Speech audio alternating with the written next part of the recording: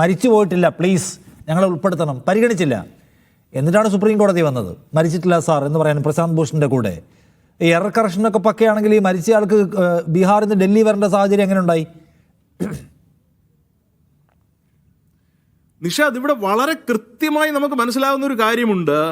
Marginalised ആയിട്ടുള്ള ആളുകളെ ഒഴിവാക്കുകയാണ്, ജീവിച്ചിരിക്കുന്നവരെ മരിച്ചവരെന്ന് പറഞ്ഞ് തള്ളിക്കളയുകയാണ് എന്നൊക്കെ പറയുമ്പോൾ BJP ആണത് ചെയ്യുന്നത് എന്ന് നിങ്ങൾ പറയണമെങ്കിൽ ഇവരൊന്നും BJPക്ക് വോട്ട് ചെയ്യുന്നവരല്ല, അല്ലെങ്കിൽ BJPയുടെ എതിർ കക്ഷികൾക്ക് വോട്ട് ചെയ്യുന്നവരാണ് എന്നൊക്കെ നിങ്ങൾ പറഞ്ഞു വെക്കുകയാണ്.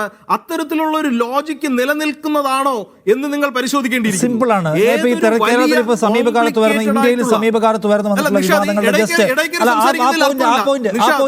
ആ പോയിന്റ് തന്നെയാണ് വരുന്നത്. ഇപ്പൊ സമീപകാലത്ത് ഉണ്ടായിട്ടുള്ള സംഭവങ്ങൾ എടുക്കാം. ഇപ്പൊ ഏറ്റവും അവസാനം നമ്മുടെ തൊട്ടടുത്ത് തൃശ്ശൂരിലെ ഒരു ഫ്ലാറ്റിൽ 9 പേര് വോട്ട് ചെയ്യുന്നു. അവർക്ക് 9 പേർക്കും പരസ്പരം അറിയില്ല, ഫ്ലാറ്റ് ഉടമയ്ക്കും അറിയില്ല ഇവരാരാണെന്ന്. എല്ലാവരും ഞെട്ടിപ്പോവാണ്. നമ്മളെല്ലാവരും UDF പരാതിയായിട്ട് വരുന്നു, LDF പരാതിയായിട്ട് വരുന്നു. നിങ്ങളുടെ പ്രധാനപ്പെട്ട മണ്ഡലമാണല്ലോ, BJPയുടെ പ്രധാനപ്പെട്ട മണ്ഡലമാണ്, BJPക്ക് മാത്രം പരാതിയില്ല.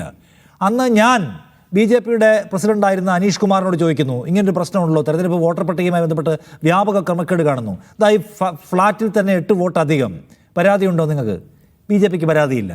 ബാക്കി 2 പേർക്കും പരാതിയുണ്ട്, BJPക്ക് മാത്രം ഈ ക്രമക്കേടുകളിലൊന്നും എവിടെയും പരാതിയില്ല. തെരഞ്ഞെടുപ്പ് കമ്മീഷൻ സത്യവാങ്മൂലം ചോദിച്ചല്ലോ SIRമായി ബന്ധപ്പെട്ട് ഈ ബീഹാർ ഈ കർണാടകയിലെ രാഹുൽ ഗാന്ധിയുടെ സംഭവത്തിൽ. BJPക്കില്ല. അപ്പോൾ ഇതിന് ഗുണഭോക്താവിനാണല്ലോ സാധാരണ പരാതി ഉണ്ടാവാതിരിക്കുക. BJPക്ക് മാത്രം ഒരു പരാതിയില്ല, ബാക്കിയുള്ളവർക്കെല്ലാം പരാതി ഈ പട്ടികയിലെ ക്രമക്കേടിൽ. അപ്പോൾ മനസ്സിലാക്കേണ്ട എന്താണ്, എല്ലാ ക്രമക്കേടിൻ്റെയും ഗുണഭോക്താവ് ഒരു പാർട്ടിയാണ്. അതെ അതെ നിഷേധ്, ഇവിടെ വളരെ കൃത്യമായി തന്നെ ഞാൻ പറയാം.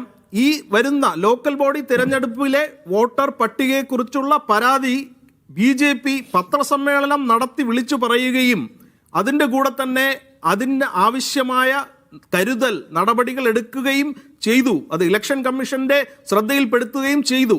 ഇപ്പൊ ഈ വോട്ടർ പട്ടികയിൽ BJP പൂർണ്ണമായും സന്തുഷ്ടരാണ് എന്നുള്ളത് ശരിയല്ല. BJPക്ക് തന്നെ പരാതികളുണ്ട് മറ്റു പാർട്ടികളെ പോലെ. അപ്പോൾ അതാണ് ഞാൻ പറയുന്നത്, ഒരു കോംപ്ലിക്കേറ്റഡ് ആയിട്ടുള്ള ഒരു പ്രോസസ്സ് ഇത്രയും വലിയൊരു രാജ്യത്ത് നമുക്ക് ഒരുപാട് ചലഞ്ചസ് ഉണ്ട്, അത് നമ്മൾ മനസ്സിലാക്കണം. ആ ഒരു ചലഞ്ചസ് വെച്ചുകൊണ്ട് നമ്മളിത് നടത്തിയെടുക്കുവാൻ ശ്രമിക്കുമ്പോൾ എല്ലാ തരത്തിലും ഉള്ള പ്രശ്നങ്ങൾ നമ്മൾ പ്രതീക്ഷിക്കേണ്ടത് തന്നെയാണ്. അപ്പോൾ ആ പ്രശ്നങ്ങളെല്ലാം ഏതെങ്കിലും ഒരു രാഷ്ട്രീയ പാർട്ടി അവരുടെ തെരഞ്ഞെടുപ്പ് അട്ടിമറിക്കുവാൻ വേണ്ടി കരുതിക്കൂട്ടി നടത്തുന്നതാണ് എന്നൊക്കെയുള്ള ഇല്ലാ കഥകൾ മെനഞ്ഞ് അത് പ്രചരിപ്പിച്ചുകൊണ്ട് നമ്മുടെ ജനാധിപത്യത്തെ തന്നെ ചോദ്യം ചെയ്യുന്ന നിലയിലേക്ക് ഭീതി വ്യാപാരം നടത്തുമ്പോഴാണ് നിങ്ങൾ നമ്മുടെ ജനാധിപത്യത്തെ പിന്തുണയ്ക്കുന്നവരല്ലാതായി മാറുന്നത്. അങ്ങനെ ചെയ്യരുത് എന്നാണ് ഞാൻ പറയുന്നത്. BJP അതിൻ്റെതായ രീതിയിൽ എല്ലാ പ്രശ്നങ്ങളും പരിഹരിക്കുവാൻ ശ്രമിക്കുന്ന പാർട്ടി തന്നെയാണ്. ഈ SIRനും നമ്മൾ പൂർണ്ണ പിന്തുണ നൽകിക്കൊണ്ടിരിക്കുകയാണ്. കാരണം ജനാധിപത്യത്തിൻ്റെ ശക്തി എന്ന് പറയുന്നത് വോട്ടവകാശത്തിലാണ് കുടികൊള്ളുന്നത്. എല്ലാ വോട്ടർമാർക്കും വോട്ടവകാശം ഉണ്ടായിരിക്കുകയും വേണം. ഇത്തരത്തിലുള്ള കള്ളത്തരങ്ങൾ വോട്ടർ പട്ടികയിൽ കടന്നുകൂടുവാനും പാടില്ല എന്നുള്ള വളരെ ഞാൻ ചോദിക്കുന്നത് ബീഹാറിലെ കാര്യം മാത്രം ചോദിക്കട്ടെ. ബീഹാറിൽ ജീവിച്ചിരിക്കുന്ന മനുഷ്യർ പല മേഖലകളിലെയും മനുഷ്യർ അവർ ഞങ്ങൾ വോട്ടർ പട്ടികയിൽ നിന്ന് വെട്ടപ്പെട്ടു എന്ന് മാധ്യമങ്ങളോട് പറയുന്നുണ്ടല്ലോ. ഞങ്ങൾക്കൊന്നും ഒരു ഫോമും കിട്ടിയില്ല, ഒരു BLOയും ഞങ്ങളെ കണ്ടില്ല, പക്ഷേ ഇപ്പം ഞങ്ങൾക്ക് വോട്ടില്ല എന്ന് മനസ്സിലാക്കുന്നു എന്ന് പറയുന്നു. വെട്ടിയ പട്ടിക പ്രസിദ്ധീകരിക്കുക പോലും ചെയ്തില്ല കേട്ടോ അവിടെ.